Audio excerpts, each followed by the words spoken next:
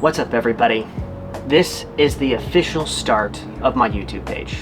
So, my name is Kaikea, and I am building a 65 Mustang. Now, as you can tell, there's a lot of work that has to get done, but I am determined to get this thing running and driving, and not only that, I'm gonna take this thing to the racetrack. So with this Mustang project, this is a dedication to racing in the 60s. Now, I'm building this car as a NASCAR and SCCA racing tribute. And right now it's got a 302 V8, and I'm really gonna build it up to hopefully maybe a stroker. One of the things that I'm really having inspiration on is really just those old hot rod magazines from the 60s and how they were able to build those engines using scrap metal and parts from the junkyard and making racing engines out of all the parts that they were using. I want to build this project like how they would in the 60s. And the pioneers from back in the day, I take real inspiration from all of those legends. And one of them, of course, is my grandfather, Hank the Crank. And if you've never heard of him, he was a crankshaft manufacturer that worked from 1956 well into the 2000s. And he was supplying performance crankshafts to NASCAR, Formula One, IndyCar. If there was a racing series, he was putting crankshafts in those cars. And what I have for this project is one of his crankshafts.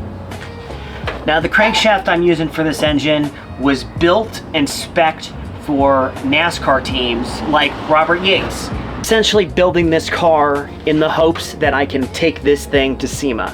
Now, I'm gonna be entering into the SEMA Battle of the Builders in the Young Guns category. I really want to build this car as a tribute to all of those pioneers and all of the legends that were really impactful in not only hot rods, but racing. A lot of the parts that I'll be using are from so many different engine builders and pioneers from back in the day. So, first and foremost, my grandfather and Offenhauser and Edelbrock and Holley. I want to make sure that when I get this thing running and driving, that this is going to be a showcase of performance history.